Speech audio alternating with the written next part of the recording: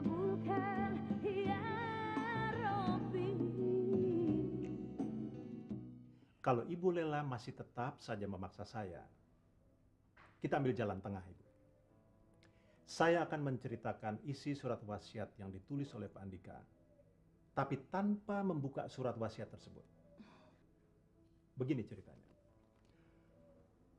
Sebelum Andika menikah dengan Anissa, memang beliau pernah menulis surat wasiat. Di dalam surat wasiat itu ditulis Ibu Lela lah yang akan menguasai seluruh harta kekayaannya. Tetapi beberapa hari sebelum dia meninggal, dia ada merubah isi surat wasiat. Di dalam surat wasiat itu, dia telah mengganti nama Ibu Lela dengan nama istrinya, yaitu Anissa. Apa? Nggak mungkin. Ini nggak mungkin. Iya, hanya itu saja yang bisa saya ceritakan pada Ibu. Dan saya harapkan Ibu tidak penasaran lagi. Kalau isi surat wasiatnya seperti itu, situasinya semakin rumit. Anissa itu kan kurang waras. Mana mungkin dia bisa mengelola kekayaan warisan dari Andika? Iya Pak. Loh, siapapun yang akan mengelola, yang pasti harta itu tetap milik Ibu Anissa. Walaupun Ibu Anissa dalam keadaan terguncang jiwanya.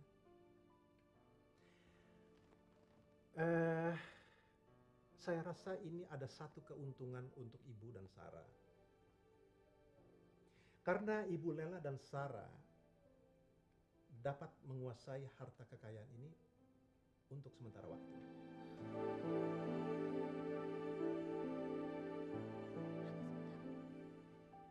Hanya sementara Pak. Iya, hanya untuk sementara waktu. Nanti setelah Ibu Anissa normal kembali, maka seluruh harta kekayaannya itu harus dikembalikan kepada Ibu Anissa. Jelas, Ibu?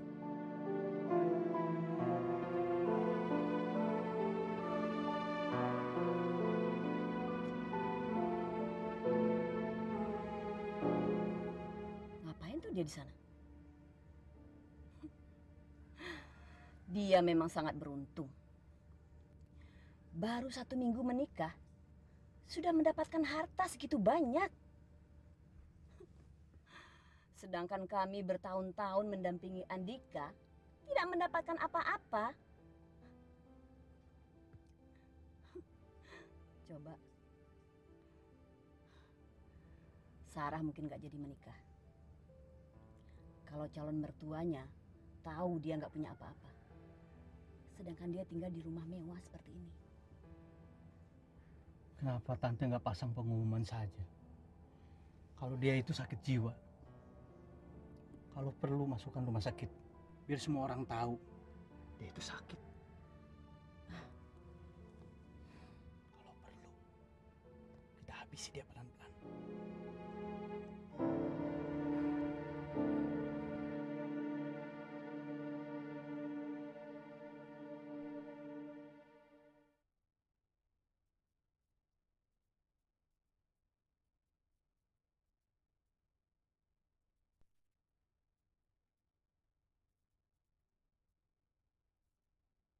Kabulkan ya Rabbi.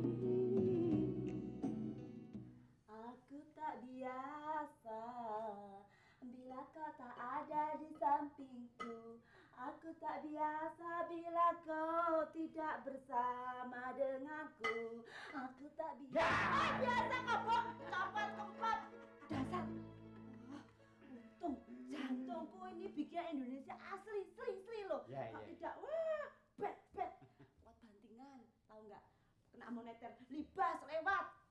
Perut kempes, lapar, kecil, kuat. Coba sampean kayak gitu, kaget mati, dot sampean. Nong. Nyanyi pakai nggak biasa. Sebelum lu di sini, waktu di kampung, 3 hari nggak makan biasa, makan terlambat biasa, makan sama terasi biasa. Les, sombong lu nyanyi. No, suara lu bagus, merdu, yang pantas lu jadi temer. Hebat Nung suara lu. Seperti buat saingan ayam tetangga tuh hebat. Menghina sampean. Memangnya aku ayam jago. Ngapain kamu kesini? Jangan kau marah sayang. Sengaja aku datang ke sini bahwa aku pakai dasi. Apa kau tak lihat? Keren nggak? Keren nggak? Keren nggak? Keren kan? Loh.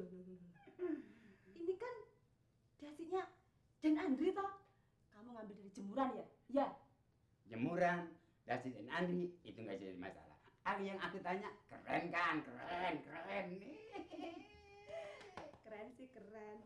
Tapi itu loh Mas. Kalau sama pakai dasi itu persis yang itu kelilingan minyak. Wah, terlalu noh, lemes. Dasar muka gile. Lah, gua segini gantengnya seperti Arjuna, paling super sekampung. Pak Hasan. Pak Hasan. Hasan. Siap. Pagi-pagi udah kasan kusen. Ada apa sih, Den? Ah, Ya udah tolong cuci mobil saya ya. cuci mobil. Iya, cuci mobil saya. Waduh. Pan sudah 3 hari yang lalu, Den, saya cuci. 3 hari yang lalu. Nah iya, Jadi selama ini kamu nggak pernah nyuci mobil setiap hari? setiap hari bisa berubah tuh catnya, Den.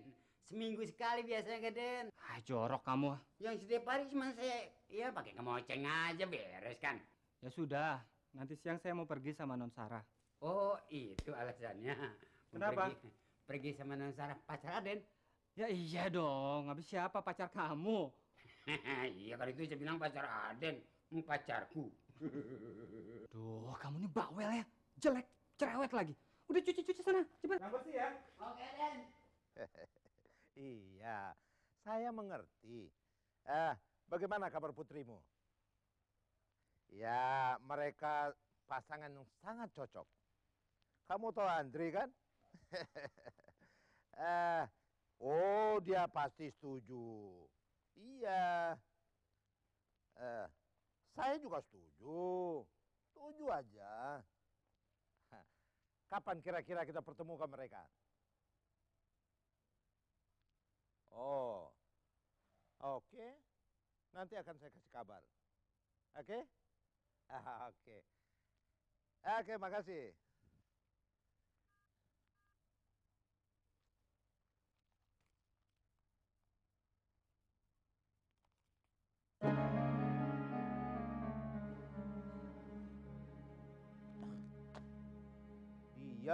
Dia lagi.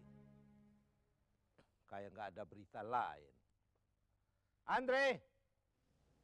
Iya, Pak.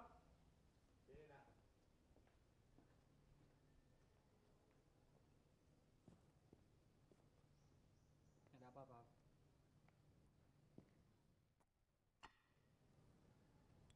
Mulai hari ini Papi minta kamu memutuskan hubungannya dengan Sarah. Apa? Nggak mungkin dong, Pap. Gimana dengan Sarah? Kita kan kemarin sudah ke rumahnya. Datang ke tempatnya bukan berarti Papi setuju. Pokoknya mulai sekarang Papi minta kamu harus memutuskan hubungan kamu dengan Sarah. Karena kita tidak akan mendapatkan keuntungan apa-apa. Hari ini Papi membaca di koran. Istrinya Andika telah membuat foto suaminya untuk mencari keberadaan suaminya. Ada kemungkinan suaminya masih hidup. Kalau sempat ini terjadi, maka kekasihmu tidak akan mendapat apa-apa. Tapi, Pi, itu kan kemungkinannya kecil. Dan masih ada harapan Sarah untuk mendapatkan warisan dari Andika. Tidak, menurut informan Papi, Andika telah memberikan sebagian besar harta warisannya itu kepada Anissa. Hanya sebagian kecil yang diberikan kepada ibu dan adik tirinya. Nah, itu tidak ada manfaat untuk kita. Maka dari itu kamu harus memutuskan hubungan kamu dari saat sekarang dengan dia. Tapi, Pi. Sudah, tidak ada tapi-tapinya. Bersiaplah kamu untuk memulai hubungan baru dengan anak Pak Budiman. Supaya kamu ketahui, Pak Budiman itu orang yang sangat kaya.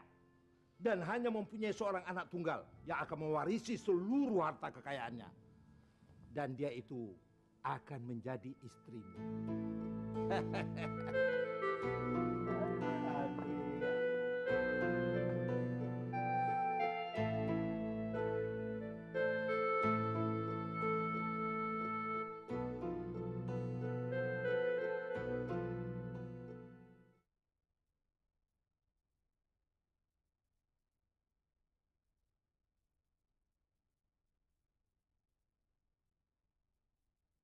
Kabulkan ya Rabbi.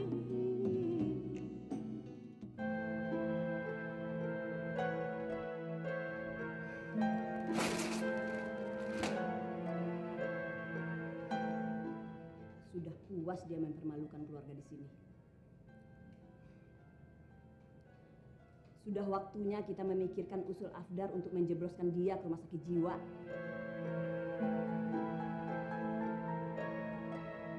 Sarah, tutup telepon itu. Ibu sedang bicara. Kamu ini sepertinya tidak peduli kita ini dalam bahaya. Sebentar lagi teman-teman ibu, teman-teman kamu, relasi bisnis Andika akan mentertawakan kita dan menganggap keluarga kita sakit jiwa. Malu nggak?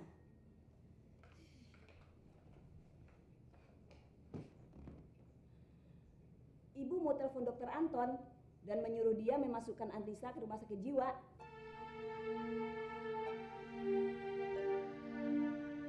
Jangan, Bu. Ini kan bulan puasa. Percuma kita berpuasa kalau kita tidak bisa mengekang kemarahan kita. Lagi pula, kalau kita masukkan Kanisa ke rumah sakit jiwa, apa kata keluarganya? Ayahnya bisa marah dan menuduh kita memfitnah dengan cara mengusir dia dari sini. Ini bukan fitnah, Sarah. Ini kenyataan. Terserah ibu deh.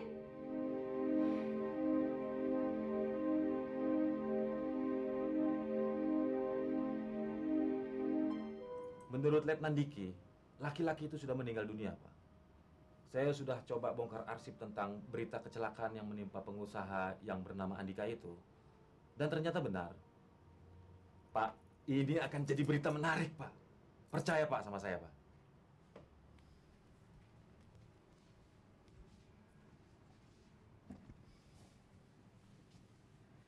Tapi apa dia bersedia kisahnya diangkat?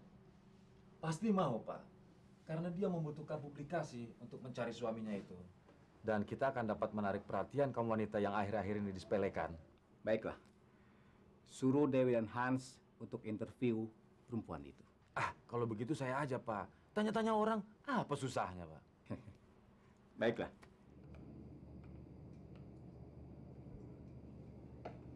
Anda siapa dan ada keperluan apa mau ketemu dengan Anissa? Selamat siang, Bu.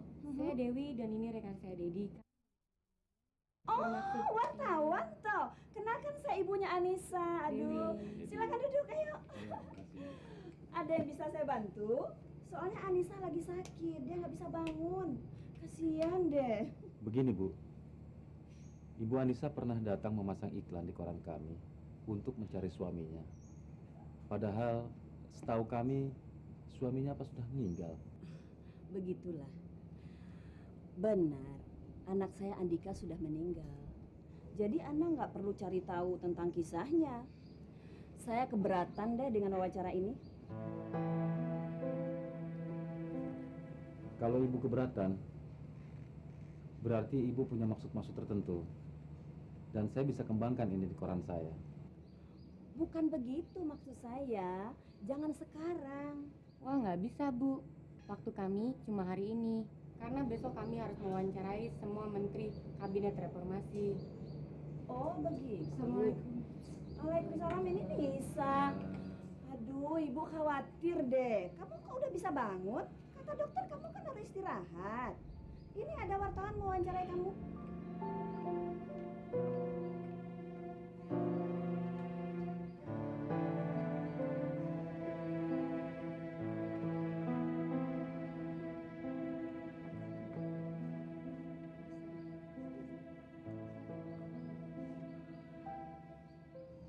tidak gila. Saya waras. Saya hanya mempunyai keyakinan bahwa suami saya masih hidup. Assalamualaikum warahmatullahi wabarakatuh.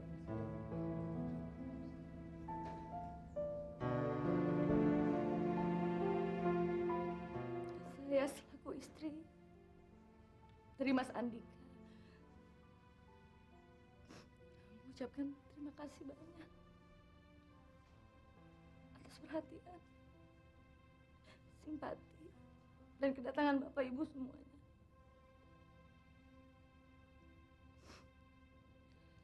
Tapi sebelum itu, saya mohon maaf yang sedalam-dalamnya.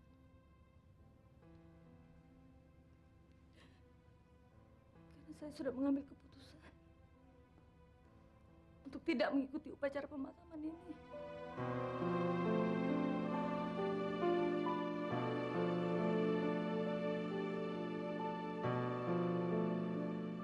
Karena saya yakin dan saya percaya sekali bahwa jenazah yang terbaring itu bukan jenazah suami saya.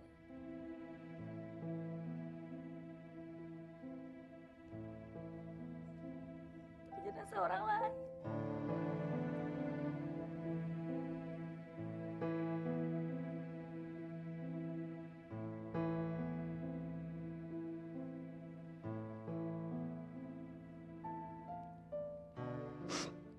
Saya mohon bantuan Bapak, Ibu semuanya. Bantu saya untuk meyakinkan bahwa suami saya masih hidup. Begitulah ceritanya. Setelah saya melihat tangan itu, saya sangat yakin bahwa tangan itu bukan tangan suami saya. Dan sampai sekarang pun tidak ada yang bisa menghalangi niat saya untuk mencari di mana suami saya. Baiklah Bu Nisa, cerita Anda sangat menyentuh perasaan kami. Dan kami jamin koran kami akan melakukan yang terbaik untuk menolong Ibu. Bagaimanapun, naluri seorang wanita adalah satu hal yang tidak bisa diabaikan. Dan jujur saja, saya sebagai laki-laki, saya pun mengerti. Dari kami berdua turut mendoakan semoga Ibu Anissa tetap tabah menghadapi cobaan ini. Dan Ibu dapat menjalankan ibadah puasa dengan tenang. Terima kasih banyak. Baiklah Bu, terima kasih atas wawancaranya. Dan kami pamit pulang dulu. Terima kasih banyak.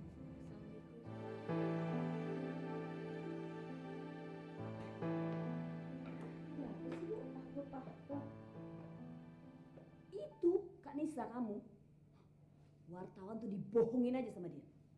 Loh, bukannya itu suatu pertanda yang baik, Bu? Pertanda yang baik gimana sih maksud kamu? Tadi pagi kan Ibu bilang kalau Ibu mau memasukkan Kak Nisa ke rumah sakit jiwa. Nah, sekarang Ibu nggak usah repot-repot. Karena orang-orang akan tahu sendiri kalau Kak Nisa memang sakit jiwa dengan membaca berita tersebut. Dan mereka akan mendesak keluarganya, terutama ayahnya Kak Nisa, untuk memasukkan Kak Nisa ke rumah sakit jiwa. Itu berarti kita terbebas dari fitnah. Bener kan? Encer juga otak kamu.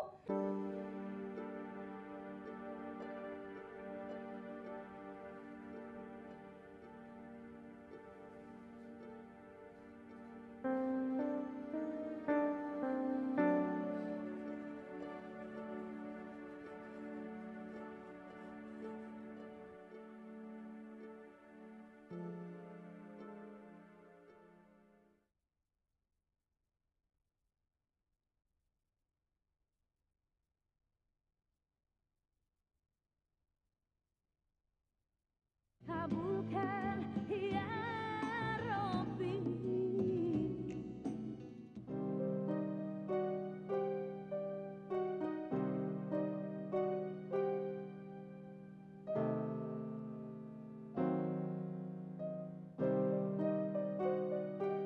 Assalamualaikum. Saya sudah lama menunggu. Saya kira nggak jadi pertemuannya. Silakan.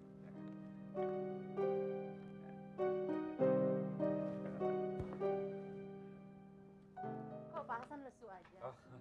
Nina mana? Ada di dalam. Silakan. Ayo.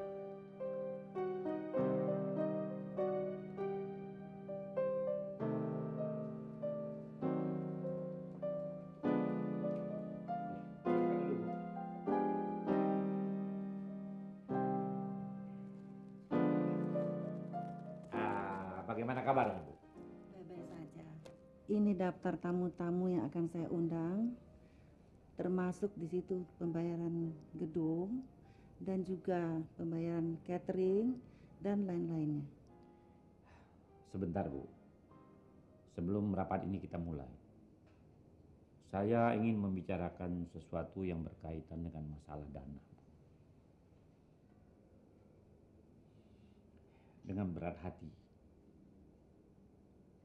saya ingin mengatakan kepada Ibu bahwa saya dan anak saya tidak setuju kalau pesta pernikahan ini kita rayakan secara besar-besaran.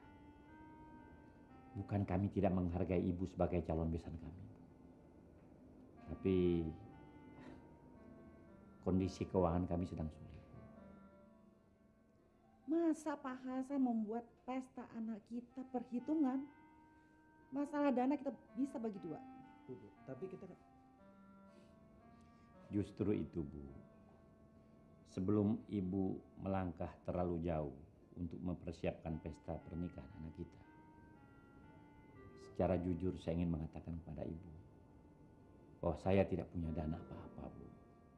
Dan andai kata saya punya dana itu akan lebih baik kalau saya infakkan kepada yatim piatu dan fakir miskin Bu. Daripada saya menanggung malu bagus saya batalkan rencana ini semua. Ayo Indra. Indra. Ayo.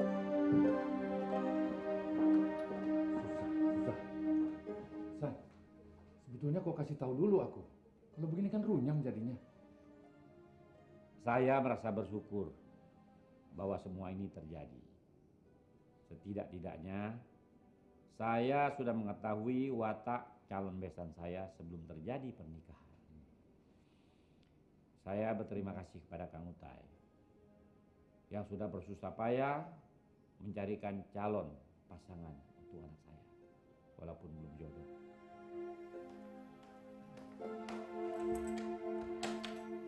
Edo. Liz, Cynthia ada?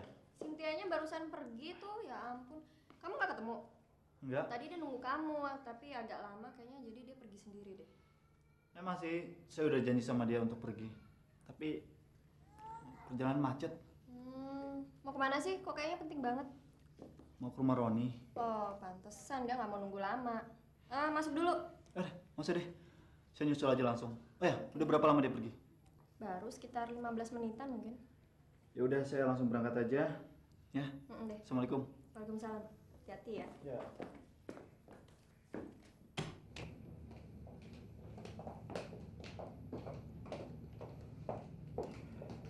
Nin, Iya Pak. pemuda itu sudah boleh pulang. Dan ada kabar gembira lagi. Biaya perawatannya kita hanya dikenakan separuh. Syukurlah Pak. Loh, Nin, kok kelihatannya kamu nggak senang dia keluar? Bukan begitu Pak. Kita kan tinggal di desa. Dan saya anak perempuan Bapak. Nanti apa kata orang? Bapak membawa pemuda itu tinggal serumah dengan kita Pak. Nina, tidak usah khawatir. Bapak sudah bicarakan dengan seluruh warga desa. Andai kata ada yang mau menampung pemuda itu, ya silakan. Tapi andai kata tidak ada, jangan salahkan kalau kita yang menampungnya.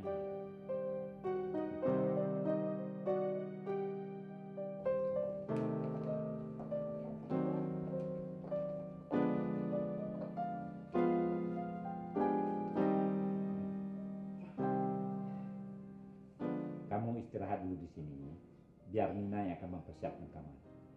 Kalau perlu sesuatu, panggil Bapak atau Nina. Iya, terima kasih banyak Pak. Saya sudah cukup banyak merepotkan Bapak. Sama sekali tidak merepotkan. Saya siapkan kamar dulu Pak. Ya.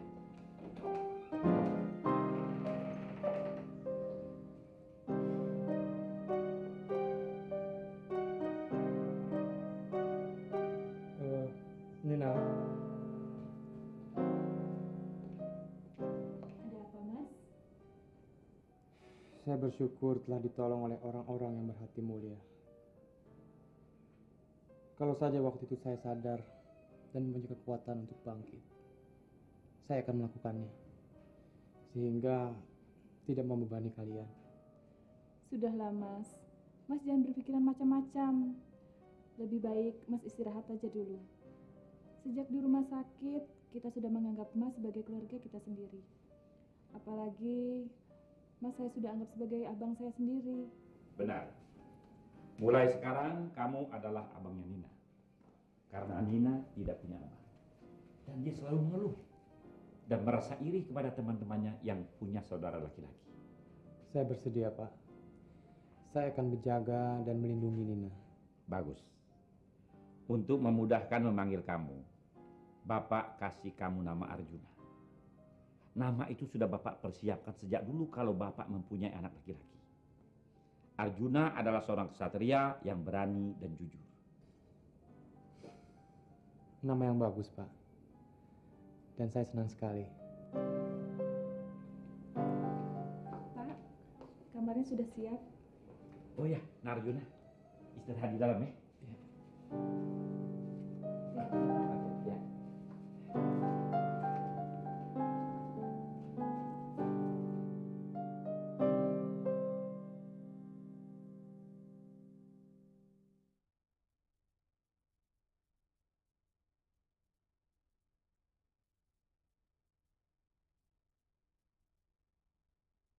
Kabulkan ya Rabbi.